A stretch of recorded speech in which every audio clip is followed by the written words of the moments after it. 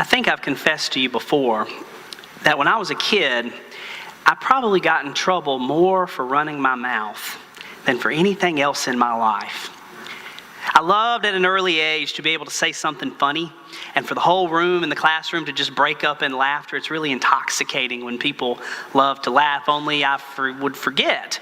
My teachers weren't always laughing. It wasn't funny to interrupt class. It wasn't funny to disturb what needed to happen. I spent a lot of my youth getting in trouble for my mouth. My grandmother, I can remember as a kid, saying to me quite often, "Watch your mouth. Watch your mouth." Like words would just jump out before I could even reel them back in. Do you ever have that problem? Some of you more than others. I know, I'm your pastor. I know some of you well enough to know who has that problem. Words have this power, don't they?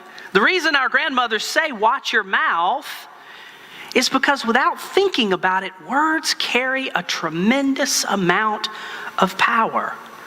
I'm reminded one of you has a tagline on your email whenever you send an email to me that says, "Words matter." It's a good reminder, really, because they do, right? Now, we kind of live in this world that says, words don't matter too much. Talk is cheap, sticks and stones, all that other kind of business. But we know what a lie all of that is. Words really do matter. The things we say, the things that come out of our mouth matter. They carry tremendous weight. I was reminded this week of this wonderful quote Dr. Fred Craddock said. I love this image. He said that to speak is to take a word and to throw it against the clear glass of silence and shatter the silence. I love that quote. I mean, how many of us just open our mouth and words just come tumbling out? And we don't think how beautiful and powerful words are. As though the silence is this clear glass and we take our words and just... Take that image to the next degree. A couple of things can happen with our words. That clear glass of silence could be encaging something that needs to be set free. Someone who needs a word of hope, a word of love, a word of affirmation, encouragement. And when you take that word and use it for good, you hurl it against the silence and you set them free. Remind them that someone cares about them. You build them up with your words. That's a good way of using words, isn't it? There's another way too, if you want to play with the image. We take our words and throw it against the clear glass of silence, and if you've ever had a window busted, or a car window, I find is even the worst, like it just shatters in a zillion pieces. Our words can hurt too. Without even thinking about it, we can throw our words against the clear glass of silence and break someone's heart into 1,000 pieces. Because words matter. Because words carry a tremendous amount of weight. I mean, in your daily life, how often do you think about what you say? We think about a lot about what we're going to do. We have to-do lists and calendars and things to guide our actions, right? How many of us sit down at the beginning of a day and think about what we're going to say? Speaking is often reactionary. I mean, sure, there's a couple things we want to make sure. Okay, tell so-and-so this. Make sure so-and-so remembers this. You know, those things. But so often, it's unconscious. Words just, bleh, right out of our mouth. James reminds us. Did you hear all of that? Words are powerful, James reminds us. Words say a lot about the lives we intend to lead. Words say a lot about the heart we claim to have. Words reveal a lot about us, both good and not always so great. James says that the tongue, this very small part of the body, has tremendous power. He compares it to like a rudder on a ship that's so small in comparison to the ship. But that rudder can do a lot under the direction of a captain. I looked this up this week. Did you know that your tongue weighs approximately 70 grams? Did you know that? Now you say, what's 70 grams, Ben? Imagine a size C battery. That's about, if you think, imagine it, that's about the size and weight of your tongue. That's kind of a weird thing to think about, but I mean, how small is a size C battery? And yet think about the good things that have transformed your life through the power of someone speaking. Think about the hurt maybe you've experienced through the power of someone speaking. Something as small as a size C battery. It's just amazing. This small part of your body is so incredibly powerful. So incredibly powerful. How do we then, maybe this is the great question, how do we then use our words in effective ways? I love what James had to say about how out of the same mouth comes blessing and cursing. I don't know about you, but that's pretty much a good assessment of most of every day in my life. I mean, none of us have a perfect track record, do we, with the words we use? Out of my mouth come really good things, I think. And in the same day, out of my mouth come some pretty not great things. Words I wish I could pull back. Words that I wish I had thought about before I spoke. Out of the same mouth comes blessing and curse. Out of the same mouth can be words that build up and words that break down. So how could we maybe err towards the side of the good with our words? To use our words in good ways, in holy ways, in ways that point people to God. I think maybe we begin, I'll throw out a few different things, and this surely will never cover all the ways which we could use our words effectively, but just a few. One is as simple as think about what you're going to say before you say it. I mean, that sounds like something that we would tell a child, right? Think about what you're going to say before you say it. But how many of us as adults, really need it more than children? Think about what you're going to say before you say it. Ask yourself maybe some guiding questions. Is what I'm about to say, is it kind? Is it loving? Does it point someone to the love of God? Now, not every little jot and tittle of every word we're going to say is going to have such, but do they at least fit within that framework? That it tries to seek to say good things. I don't know about you, but when I start asking myself that question, and by the way, I should kind of step out in the margin and confess this. A big part of my job is talking. You all know that. I get to come up here and talk for about 15, 20 minutes every week, and I absolutely love it. Talking is one of my favorite things to do. If you don't believe me, ask my wife. I talk all the time. But I find when I start asking myself, and it's hard to remember because, remember, words jump out. Is what I'm going to say kind? Is it thoughtful? Does it point people to God? All of a sudden, I realize, sometimes I say jerky things. And when I ask myself these questions, maybe I'm not such a jerk sometimes. Go figure, right? Think about what you're going to say before you say it. That's an important thing to remember. Here's another way, if you want to even use these rules. I love John Wesley's general rules. These 3 rules are great rules to guide what we say on a daily basis. Rule 1, do no harm. Is what you're going to say, is it going to do harm to someone else? Now, I need to say this. It's more than just what comes out of your mouth, because we have this other medium now for speaking, don't we? It's called the digital world. Some of us are more active in the digital world than others. But I'll tell you something that is really interesting. If you don't believe me, go online to any news site of any article. Even the most mundane article you can find. Read the comment section. You are going to find some of the most awful, horrendous, just mean garbage that you think if that person saw that person in real life, they never say that to their face. But this digital world has somehow protected us, because on the one hand, we think we're protected over here in my little bubble, right, of the physical world. I can say whatever I want. Nothing's going to happen to me. And yet we forget that we hurl our words, remember, against the clear glass and shatter it, only this time we hurl it across the internet. Maybe it's a little further than in physical proximity, but it is no less damaging. In fact, sometimes it's even more. There's this mob mentality that even gets created online. All of a sudden we're offended over this, or we don't like that, or that doesn't agree with my viewpoint over here. And we find someone who starts piling on, and then we want to pile on, and then they want to pile on. And then we create this mob of people who are just angry, and the vitriol that comes out of us, and the meanness. And maybe if we remembered what John Wesley had to say, that our words, whether spoken or typed, should seek to do no harm.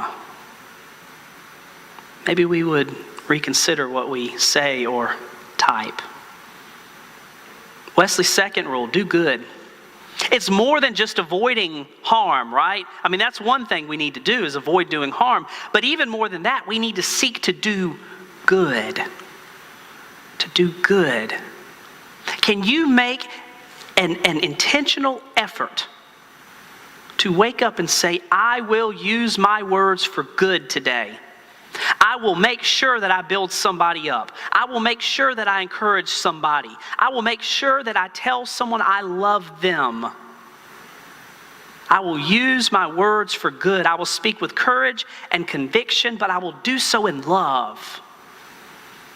To do good with our words is important.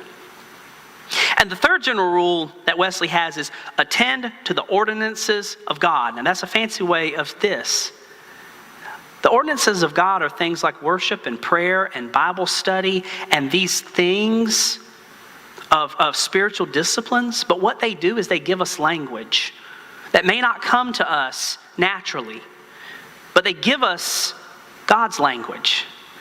Do you realize that when you come to worship and you think you're just going through the motions, singing songs and speaking liturgy and, saying prayers and all that, you think you're just going through the motions, but what you're doing is you're actually being immersed in a language that shapes and forms you as a people of love and mercy, so that you can leave here and go out and speak that language to others. That's how Wesley's third rule applies to the way we speak.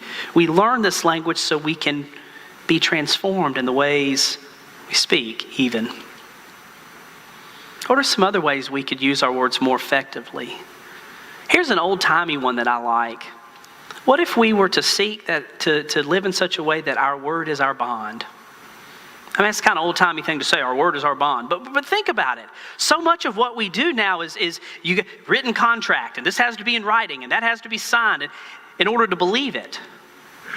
What if we were to seek to be people to use our words in such a way that others would say they're trustworthy and true and honest? That when so-and-so speaks, they speak the truth. I'd be willing to bet every single one of you has someone in your life at some time or another, whether present or past, who's been that person. Like you could take to the bank, as they say. Everything they said was just gold. It was true. It was honest. It was trustworthy. And we say, that's a cliche thing to say. My word is my bond. But when we think about those people for whom we knew that was true, are those people not people we would like to be like? To live lives that are trustworthy and honest, so that others might say, so-and-so, they're good people. They're honest people. Their word is their bond. And when they say it, they'll do it. That's one way our words can be used more effectively. Here's another way I thought about this week. When to stay silent. Our words can be used more effectively when we learn when not to use them. Sounds a little, counterproductive, but think about it. If there's ever been someone hurting in your life, just gut-wrenching hurt, like lost everything, catastrophe, whatever it may be, the natural inclination, out of care, is to go to them to love them, right? But then all of a sudden in the silence, we're uncomfortable because they're hurting and we want to fix it.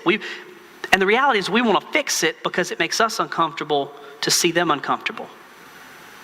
And so all of a sudden nervous chatter starts. Talk. And then things just roll out of our mouth. Everything happens for a reason. Oh God, that's the worst thing ever to say. and all these other little cliches that are pithy. And they're meant to be, they're meant well, but they don't help.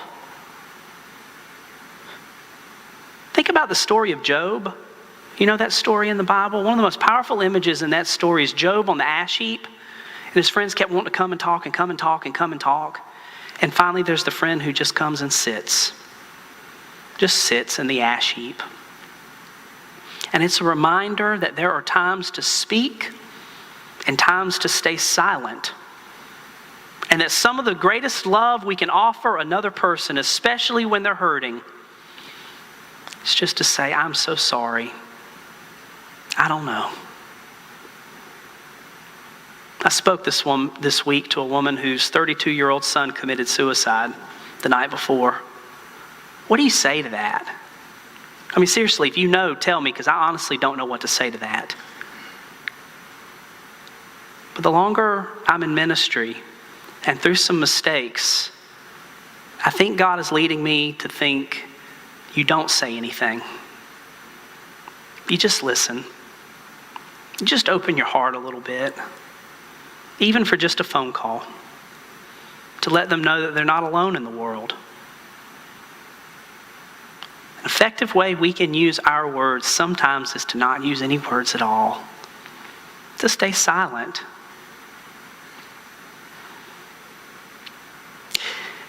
There are other effective ways. I could just go on and on. I think another is to speak with courage and conviction, to stand up for what's right, but to do so in love. I came across, a friend shared this yesterday, this article. This is courage, by the way. This is how to use your words for courage.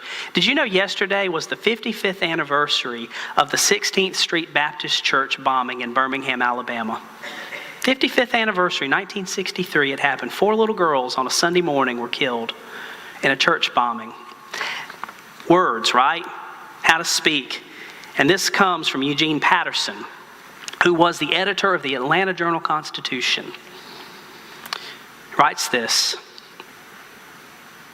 a Negro mother wept in the street Sunday morning in front of a Baptist church in Birmingham.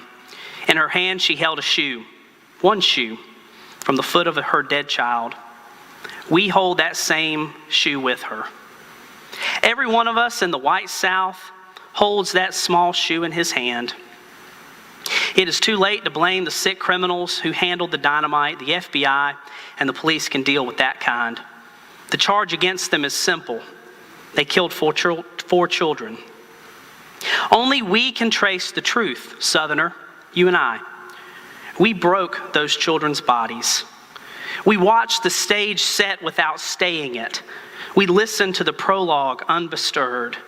We saw the curtain opening with disinterest. We have heard the play. We who go on electing politicians who heat the kettles of hate. We who raise no hand to silence the mean and little men who have their inward jokes. We who stand aside and imagine rectitude and let the mad dogs that run in every society slide their leashes from our hands and spring. We, the heirs of a proud South, who protest its worth and demand its recognition. We are the ones who have ducked the difficult, skirted the uncomfortable, cavilled at the challenge, resented the necessary, rationalized the unacceptable, and created the day surely when these children would die. A white man in 1963, editor of a major newspaper, had the courage to use his words. And that's a lofty thing to say we should all live up to be, right? But there are ordinary ways we can speak with the same courage and conviction in our daily lives. When friends that we love, good people, make that snide joke, you know, the one about those people and the way they always do that. And when we can get over our fear of not being always accepted by our friends and to have the courage to say, hey, you know, that's really not cool. I don't think that's funny at all.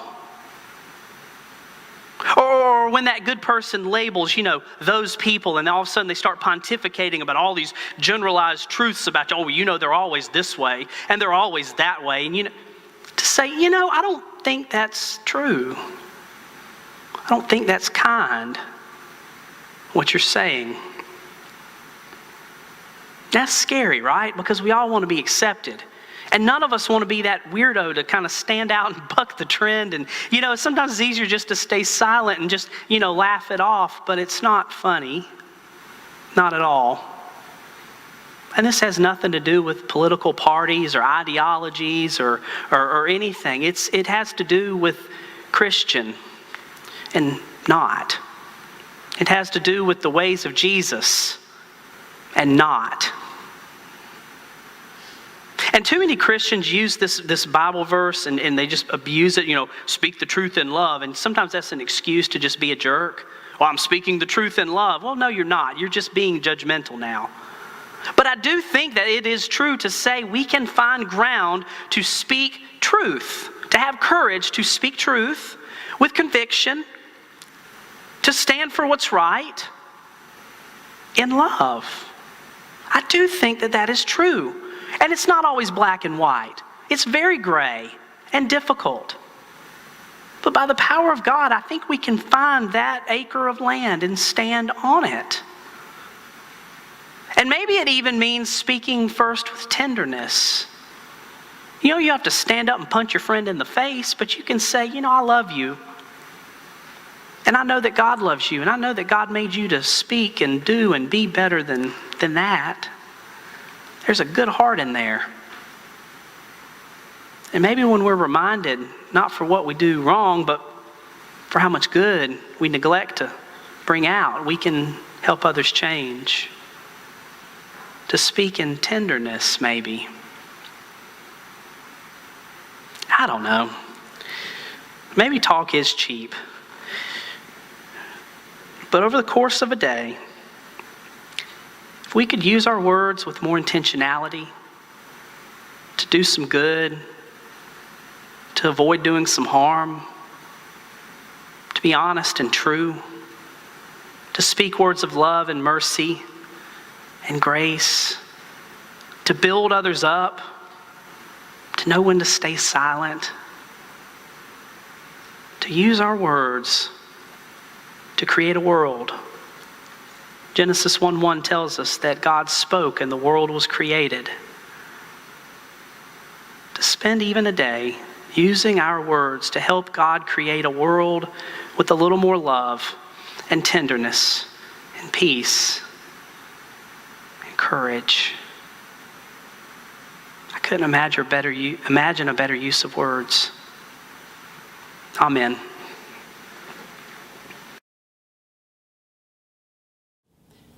Hey, thanks for watching the latest sermon here at historic Trinity Church in Savannah, Georgia. I'm Reverend Ben Gosden. I'm the senior pastor here at Trinity Church. And I want to take this opportunity to invite you. If you're ever in Savannah, Georgia, we would love for you to visit us on Sunday morning at 11 o'clock. We're located on Telfair Square, been here since 1848. Also, you can check out the comments below for a way to give if you feel so led. Again, you're welcome anytime here at Trinity Church.